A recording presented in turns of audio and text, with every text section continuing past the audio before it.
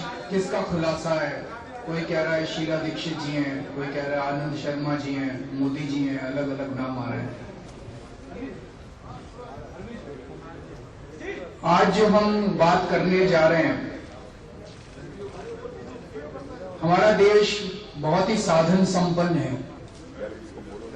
हमारे देश में हर तरह की प्राकृतिक सुविधाएं हैं, पहाड़ हैं, नदियां हैं, वन है, आयरन ओर है, कोयला है, तेल है, गैस है, हर तरह की चीज है। उसके बावजूद इतनी महंगाई है, उसके बावजूद लोगों का जीना मुश्किल हो रहा है। तो जो खुलासा आज हम करने जा रहे हैं वो ये दिखाता है कि किस तरह से हमारे देश के कुछ उद्योगपति कुछ नेताओं के और अफसरों के साथ मिलकर इस देश को लूटने के अंदर लगे हुए हैं। वो ये दिखाता है कि हमारे देश के अंदर महंगाई का असली कारण क्या है। वो ये दिखाता है कि महंगाई के जो कारण दिए जाते हैं, अभी कल ही अखबार में पढ़ रहे थे, आरबीआई का सीआरआर रेट कुछ होता है, कुछ वो कम कर दिया, ज्यादा कर दिया, अब इससे महंगाई कम हो जाएगी, ज्यादा हो जाएगी, मनी सप्लाई बढ़ा दी, कम कर दी, कुछ समझ में नहीं आता। लेकिन असली कारण क्या है महंगाई का, उसका खुलासा आज हम कर रहे हैं। और अगले भी कुछ खुलासे इसी के ऊपर होंगे कि महंगाई का असली कारण क्या है। सन 2000 में मुकेश अंबानी की रिलायंस इंडस्ट्रीज लिमिटेड को एनडीए सरकार ने, जिसमें भाजपा अहम हिस्सा थी, उन्होंने केजी बेसिन में गैस निकालने का ठेका रिलायंस वालों को दिया। क्यों दिया गया ठेका? इसलिए दिया गया कि हमारे देश में गैस और तेल बहुत ज्यादा आयात करना पड़ता है। हालांकि हमारे देश में गैस के बहुत बड़े भंडार हैं, तेल के भंडार हैं, इसके बावजूद हमें आयात करना पड़ता है। उम्मीद थी कि रिलायंस सस्ते में, जल्दी और ज्यादा से ज्यादा तेल और गैस निकालेगा। और एक डॉक्यूमेंट है जो कहता है कि 11th प्लान तक 2010 तक हमारा देश गैस के मामले में आत्मनिर्भर हो जाएगा, सेल्फ रिलायंट, सेल्फ सफिशिएंट हो जाएगा गैस के मामले में। ऐसी उम्मीद की गई थी और रिलायंस को यह ठेका दे दिया गया था। 2000 से लेके आज तक रिलायंस ने केवल मनमानी और दादागिरी करने के सिवा कुछ नहीं किया। 2004 में रिलायंस ने कहा कि हम लोग $2.25 प्रति यूनिट के हिसाब से 17 साल के लिए गैस देंगे। पिछले 2000 से लेके आज तक का इतिहास ये दिखाता है कि इन्होंने दादागिरी करने के सिवा कुछ नहीं किया और भारत सरकार इनके सामने बिल्कुल बेबस नजर आती है। तो 2004 में इन्होंने कहा कि हम 17 साल तक $2.25 प्रति यूनिट के हिसाब से एनटीपीसी को गैस सप्लाई करेंगे। लेकिन इनकी मंशा ही खराब थी। 17 साल तो दूर होना दूर था, 2 साल के अंदर ही 2007 में इन्होंने कहा नहीं, हम नहीं देते $2.25 में, $2.25 में, हमें तो $4.25 चाहिए। अब एक जिम्मेदार सरकार की क्या जिम्मेदारी थी? एक जिम्मेदार सरकार को उनको कोर्ट में घसीटना चाहिए था या उनका कॉन्ट्रैक्ट कैंसिल कर देना चाहिए था। लेकिन 2007 में प्रणब मुखर्जी साहब की अध्यक्षता में एक एम्पावर्ड ग्रुप ऑफ मिनिस्टर्स बनाया गया और कहा गया कि $4.25 के हिसाब से आप गैस दे दीजिए। उन्होंने $4.25 मांगा रिलायंस वालों ने और सरकार ने कहा ठीक है, आप $4.25 के हिसाब से 2014 तक ये गैस दे दीजिए। ऐसा क्यों किया सरकार ने? 2.25 से 4.25 पे क्यों मानी सरकार? ऐसा तो नहीं है कि समाज सरकार में सारे समाज सेवी बैठे हैं। रिलायंस को फायदा क्यों पहुंचाया? जरूर रिलायंस ने कुछ ना कुछ कहीं ना कहीं किसी मंत्री की जेब भरी होगी, इसीलिए पहुंचाया। तो 2007 में तो ये हुआ था कि 2014 तक $4.25 के हिसाब से गैस दी जाएगी, लेकिन 2014 तो अभी आया ही नहीं है। 2010 से ही रिलायंस ने दबाव डालना चालू किया कि $4.25 नहीं, हमें तो $14.25 चाहिए। $14.25 के हिसाब से आप हमें गैस दीजिए, हम आपको गैस देंगे। तब से लगातार ये लोग प्रेशर डाल रहे हैं कि आप $14.25 प्रति यूनिट, 2010 से उन्होंने प्रेशर डालना चालू किया। अगर $14.25 प्रति यूनिट के हिसाब से गैस ली जाती है इनसे, तो गैस से जो बिजली बनाई जाती है वो आज मोटे मोटे तौर पे ₹3 यूनिट के हिसाब से बनती है, वो ₹7 यूनिट हो जाएगी। लोगों को बिजली ₹7 यूनिट के हिसाब से देनी पड़ेगी। देश के अंदर जो खाद बनती है किसानों के लिए, उसके दाम 2 से 3 गुना बढ़ जाएंगे। इसलिए जयपाल रेड्डी जी ने कहा कि हम आपकी बात नहीं मान सकते, हम आपको $14.25 नहीं दे सकते। जयपाल रेड्डी जी ने एक नोट बनाया, उस नोट की कॉपी अभी हम आपको देंगे। उस नोट में उन्होंने लिखा कि अगर इनको $14.25 दे दिए तो देश को 45,000 करोड़ रुपए का नुकसान होगा और रिलायंस को 45,000 करोड़ रुपए का 2 साल में फायदा होगा। तो जयपाल रेड्डी जी ने कहा कि इनको यह नहीं दिया जाना चाहिए और उसकी सजा जयपाल रेड्डी जी को भुगतनी पड़ी। उनको मंत्रिमंडल से हटा दिया गया।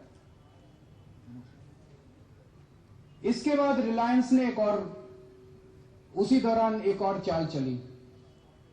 रिलायंस ने कहा था हमारे देश की टोटल गैस की डिमांड 15 करोड़ यूनिट है, 15 करोड़ यूनिट की खपत होती है हमारे देश में गैस की। रिलायंस उसका 50% डिमांड पूरा करना था। उनको 8 करोड़ यूनिट गैस सप्लाई करनी थी, जो उनका कॉन्ट्रैक्ट था। जब उनको 2000 में कॉन्ट्रैक्ट दिया गया था, उसके बाद जो उनसे एग्रीमेंट्स बाद में किए गए, तो 2010 तक आते आते रिलायंस को 8 करोड़ यूनिट गैस की सप्लाई करनी थी। उसकी बजाय रिलायंस ने ब्लैकमेलिंग करनी चालू की।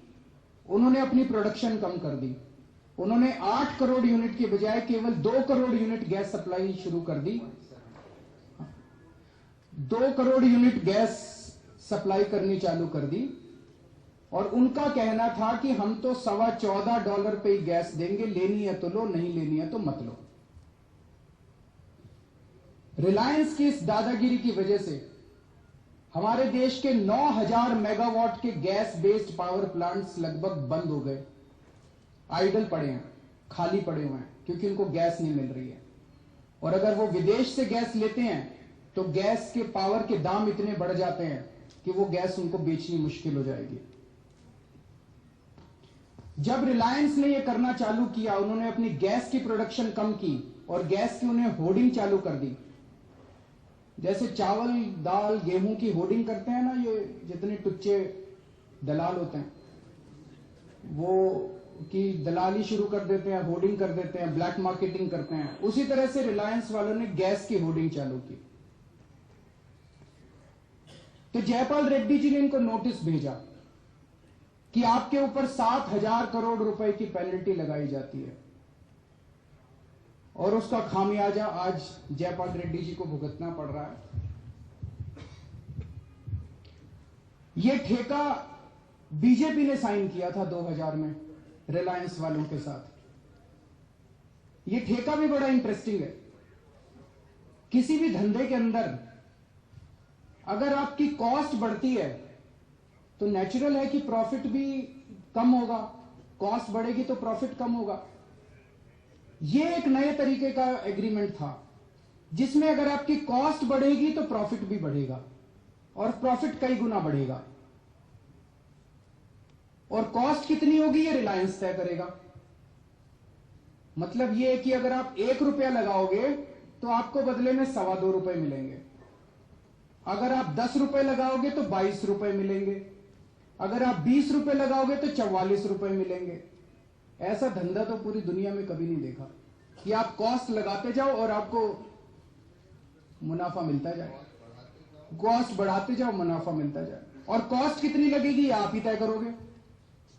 तो पहले रिलायंस वालों ने कहा 2004 में कि हम 12,000 करोड़ लगाएंगे। उसके 2 साल के अंदर उन्होंने कहा नहीं, हम 45,000 करोड़ लगाएंगे। लेकिन इनको मिनिस्ट्री से सैंक्शन लेनी थी और उस टाइम मंत्री कौन थे? मणिशंकर अय्यर। वो भी जयपाल रेड्डी की तरह थे, मानने वाले नहीं थे। तो उनको हटाया गया और मुरली देवरा को लाया गया। मुरली देवरा जी कहा जाता है कि रिलायंस के आदमी है, हमें नहीं पता। मुरली देवरा जी ने आते ही महीने 1.5 महीने के अंदर रिलायंस का पूरा प्रपोजल पास कर दिया। ठीक है, 45,000 करोड़ लगा लो। 45,000 करोड़ लगाने का मतलब था कि रिलायंस को लगभग 1 लाख करोड़ रुपए का फायदा होगा। 1 लाख करोड़ रुपए का। अगर वो 45 है, 2.2 का रेशो है। अगर 1 रुपया लगाते हो तो 2.25 रुपए मिलेंगे, 10 रुपए लगाते हो तो 22 रुपए मिलेंगे, 20 रुपए लगाते हो तो 44 रुपए मिलेंगे। 2.25 का रेशो है। तो अगर 45,000 करोड़ रुपए मुरली देवरा जी ने इनको अलाउ किया तो इसका मतलब 1 लाख करोड़ रुपए का फायदा रिलायंस को पहुंचाया। सीएजी ने बोला है कि ये गोल्ड प्लेटिंग है, जानबूझ के ज्यादा दाम दिखाए जा रहे हैं, इतने दाम लगाने की जरूरत नहीं है। ऐसी शंका है कि अगर 10 रुपए का सामान है तो वो 100 रुपए में खरीदा हुआ दिखाया जाता है। बड़ी मजे की बात यह है कि रिलायंस ने 1 या 2 कंपनियां ही हैं जिनसे सारा सामान खरीदा है। सिंगल टेंडर कॉन्ट्रैक्ट है। उसकी भी अभी हम लिस्ट देने वाले हैं आपको कि किन कंपनियों से रिलायंस ने सामान खरीदा। उन्हीं से सारा सामान खरीदा हुआ है। उनके साथ रिलायंस का क्या रिश्ता है, इसकी जांच होनी चाहिए। कहीं ऐसा तो नहीं कि इसी कहते हैं हम 45,000 करोड़ रुपए लगाएंगे, उस कंपनी को 45,000 करोड़ दे दिया और पिछले दरवाजे से इतना पैसा वापस ले लिया। ये सीएजी ने भी बोला है और सीएजी की रिपोर्ट की कुछ अंश आपको दे रहे हैं। पूरी की पूरी सीएजी रिपोर्ट हमारी वेबसाइट के ऊपर है। 2004 में इन्होंने कहा एनटीपीसी को कि 17 साल के लिए हम लोग आपको $2.25 प्रति यूनिट पे गैस देंगे और 2 साल के बाद प्रणब मुखर्जी साहब की कमेटी ने कहा कि नहीं भाई, $2.25 नहीं, ये पब्लिक इंटरेस्ट में नहीं है, $4.25 में एनटीपीसी को खरीदना चाहिए, वो पब्लिक इंटरेस्ट में है। हमें तो समझ नहीं आया कि अगर कोई सस्ते में माल खरीदे वो पब्लिक इंटरेस्ट में है, कोई महंगे में माल खरीदे वो पब्लिक इंटरेस्ट में है। एनटीपीसी ने एग्रीमेंट साइन किया रिलायंस के साथ। रिलायंस ने कहा हम $2.25 प्रति यूनिट के हिसाब से गैस देंगे। 2 साल के बाद प्रणब मुखर्जी कहते हैं कि नहीं, एनटीपीसी को इनसे $2.25 में नहीं $4.25 में खरीदनी चाहिए गैस, ये पब्लिक इंटरेस्ट में है। एनटीपीसी रोता गिड़गिड़ाता मरता पिटता रह गया, लेकिन एनटीपीसी की बात नहीं मानी गई। इस एक निर्णय की वजह से प्रणब मुखर्जी साहब ने 10,000 करोड़ रुपए का फायदा पहुंचा दिया रिलायंस को। 10,000 करोड़ रुपए का। और इनकी कॉस्ट कितनी है? रिलायंस जो ये गैस बना रहा है इसकी कॉस्ट कितनी है? ये बॉम्बे हाई कोर्ट के एक जजमेंट में लिखा हुआ है, उसकी कॉपी भी अभी हम देने वाले हैं। बॉम्बे हाई कोर्ट कहता है भाई ये जो $2.25 है इसमें इनकी कॉस्ट भी है और इनका प्रॉफिट भी काफी है। काफी प्रॉफिट है इन लोगों का। क्योंकि जब उन्होंने एनटीपीसी को 2004 में कहा कि हम 17 साल के लिए आपको गैस देंगे, तो यकीनन रिलायंस वाले इतने बेवकूफ तो है नहीं, तो इसका मतलब 17 साल तक उनको उम्मीद थी कि उस पर प्रॉफिट कमाएंगे। वो 17 साल 2020 तक अगर वो $2.25 पे गैस देते एनटीपीसी को तो प्रॉफिट कमाते कॉस्ट निकालने के बाद। फिर वो कहते हैं हम $4.25 पे देंगे, अब कह रहे हैं हम $14.25 पे देंगे। तो ये तो लालच है और कुछ नहीं है, तो लालच है, सीधा सीधा लालच है। ओमान के अंदर भारत के कुछ ऑयल फील्ड्स हैं, वहां से हमें $1 पे गैस मिल रही है हमारे फर्टिलाइजर प्लांट्स को। कनाडा के अंदर $2.25 प्रति यूनिट की गैस है। तो ये रिलायंस वालों को $14.25 क्यों चाहिए? और इनको ये जो गैस फील्ड दिए गए थे, ये गैस तो हमारी है, इस देश के लोगों की है गैस। ये गैस के फील्ड इनको मालिकाना हक नहीं दिया गया था। हमने तो कहा था भाई तुम इस गैस को निकालो और देश के लिए इसको इस्तेमाल करो। ये तो ऐसे ही हुआ जैसे मैं एक ड्राइवर रख लूं, उसको कहूं भी तू ड्राइवर को गाड़ी चला। इन्होंने क्या किया, पिछले साल उन गैस फील्ड्स का 30% हिस्सा ब्रिटिश पेट्रोलियम को बेच दिया 35,000 करोड़ रुपए में। ये तो वही हुआ कि मैं गाड़ी खरीदूं और ड्राइवर को दूं और ड्राइवर मेरी गाड़ी बेच के आ जाए कल। 30%। 29 में से 21 ऑयल ब्लॉक्स जो हैं उनका 30% बेचा 35,000 करोड़ रुपए का, और भारत सरकार ने अलाउ कर दिया। ऐसा लग रहा है जैसे भारत सरकार एजेंट है। इस देश को मनमोहन सिंह नहीं चला रहे, मुकेश अंबानी चला रहे हैं। मुकेश अंबानी ने जो कहा ना कि कांग्रेस तो हमारी दुकान है, बिल्कुल सही कहा उन्होंने, गलत नहीं कहा। सीएजी बार बार कह रहे हैं ऑडिट करा लो, ऑडिट करा लो, ऑडिट करा लो, परफॉर्मेंस ऑडिट करा लो। वो कहते नहीं, ऑडिट नहीं कराएंगे। ऑडिट करा ही नहीं रहे वो लोग, मना करते हैं लगातार। अब मैं मोटे मोटे तौर पे आपको बताता हूं। इन्होंने शुरू में कहा था कि हम $2.25 बिलियन पे ये काम करेंगे, और 2 साल के अंदर इन्होंने इसकी कीमत बढ़ा के $9 बिलियन, $8.8 बिलियन, 4 गुना दाम बढ़ गए। 4 गुना दाम 2 साल के अंदर। कोई अगर सरकारी डिपार्टमेंट करता ना तो मीडिया वाले खा जाते हैं उनको कच्चा चबा के, कि देखो साहब कॉस्ट एस्केलेशन हो गया, बिल्कुल गलत लोग हैं, इंजीनियर खा गया पैसे, ये खा गया पैसे। रिलायंस वालों से कोई नहीं पूछता। 2004 से 2006 के बीच में 2 साल के अंदर $2 बिलियन का एक्सपेंस बढ़ के $9 बिलियन हो जाए तो ये कोई हंसी खेल नहीं है। उसके बाद इन्होंने कहा हम गैस $2.25 पे देंगे। फिर 2 साल बाद बोले नहीं हम तो $4.25 पे देंगे। अब कहते हैं नहीं हम तो $14.25 पे देंगे। 8 करोड़ यूनिट गैस बनाने का ये ठेका था, प्रोडक्शन कैपेसिटी थी, और आज 12 साल के बाद ये वहां पे केवल 3 करोड़ यूनिट बना रहे हैं। अगर कोई पब्लिक सेक्टर ऐसे करता तो उसको कच्चा चबा जाते। और इनको आज तक 31 तेल के कुएं, गैस के कुएं बनाने थे जो कि फंक्शनल, जिसमें प्रोडक्शन चालू होनी चाहिए थी, उसमें केवल 13 कुएं आज काम कर रहे हैं। 31 में से केवल 13 कुएं। क्यों?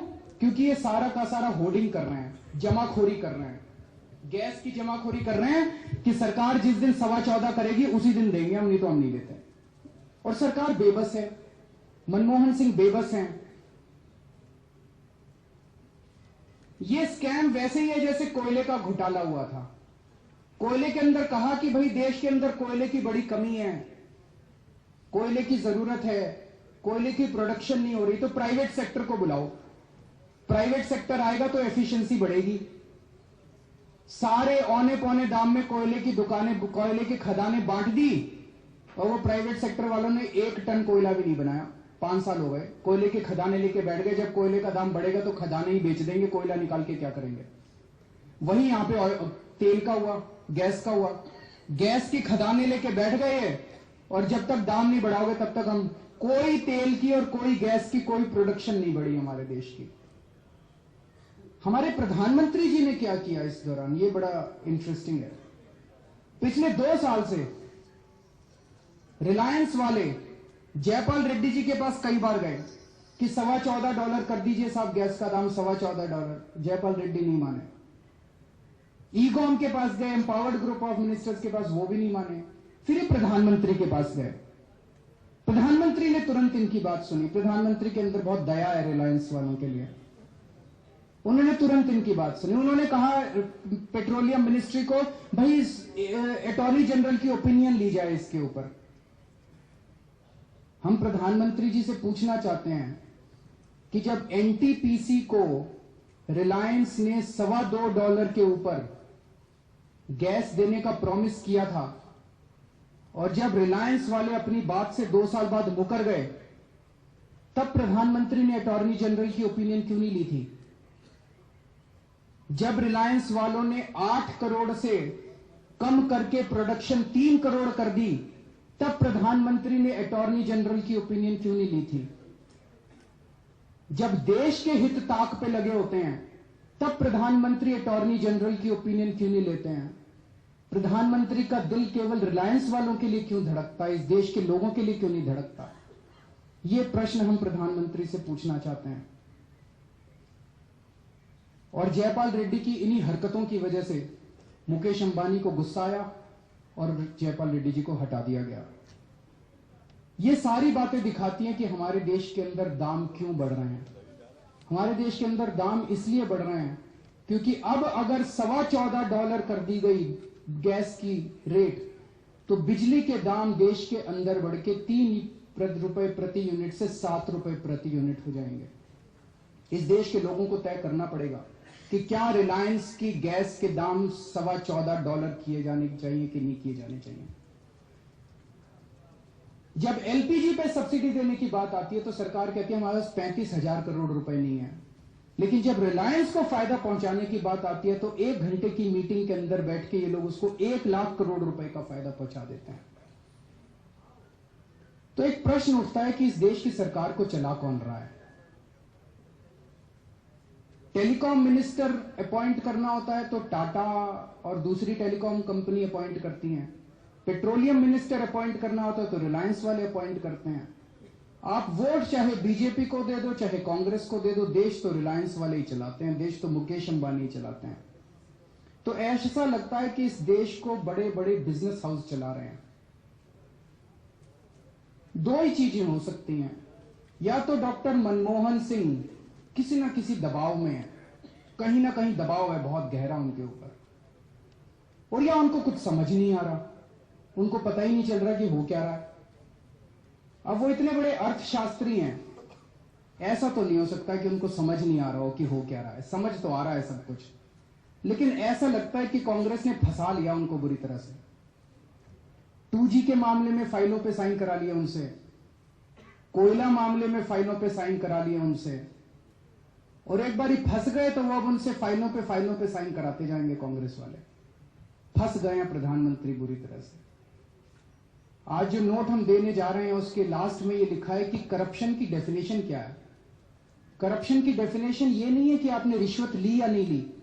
करप्शन की definition section 13(1)(d) of prevention of corruption act ये भी कहता है कि अगर आपने अपने पद का दुरुपयोग करके सामने वाले को फायदा पहुंचाया तब भी आपने भ्रष्टाचार किया।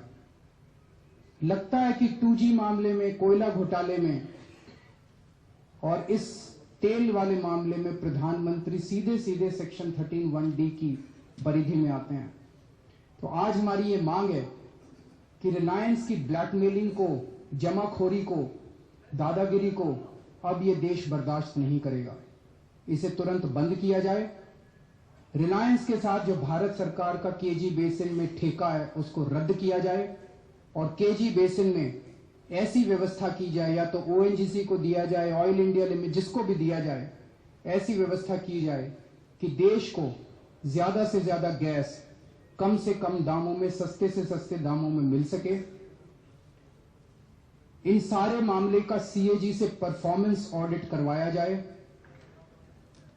हमें एक शक होता है कि ये जो मंत्रिमंडल का फेरबदल हुआ है ये इलेक्शन को ध्यान में रख के तो नहीं हुआ कि अब कहीं मोइली साहब इनको $14.25 का रेट दे दें और बदले में रिलायंस वाले चुनाव के दौरान कांग्रेस का सारा खर्चा उठा लें, क्योंकि पैसा तो बहुत है, 45,000 करोड़ रुपए का फायदा होगा इनको। हम देश के लोगों से अपील करना चाहते हैं कि तय आपको करना है। अगर आप ₹7 प्रति यूनिट के हिसाब से बिजली के बिल देने को तैयार हैं तो ठीक है, चुप रहिए, बैठे रहिए, और नहीं तो विद्रोह कीजिए। देश के अंदर लोगों को उठना पड़ेगा। खूब RTI एप्लीकेशन फाइल कीजिए मोइली साहब के यहाँ। मोइली साहब को छोड़िए मत, मोइली साहब को $14.25 का रेट मत देने दीजिए। RTI पे RTI, देखते हैं कि कैसे देते हैं वो $14.25। उसमें उसकी खासियत ये थी, आप खुद ही सोचिए कि किसी भी धंधे के अंदर अगर आपकी कॉस्ट बढ़ती है तो प्रॉफिट कम होते हैं कि ज्यादा होते हैं? 2000 में जो बीजेपी ने रिलायंस के साथ करार साइन किया था, उसमें ये लिखा था कि जितना ज्यादा पैसा लगाओगे उतना ज्यादा मुनाफा मिलेगा। ये किस तरह का करार हुआ? तो पहला जो एग्रीमेंट था वही फॉल्टी था, और ये सीएजी ने खुद बोला अपनी रिपोर्ट में कि ये पूरा का पूरा एग्रीमेंट का स्ट्रक्चर ही फॉल्टी है।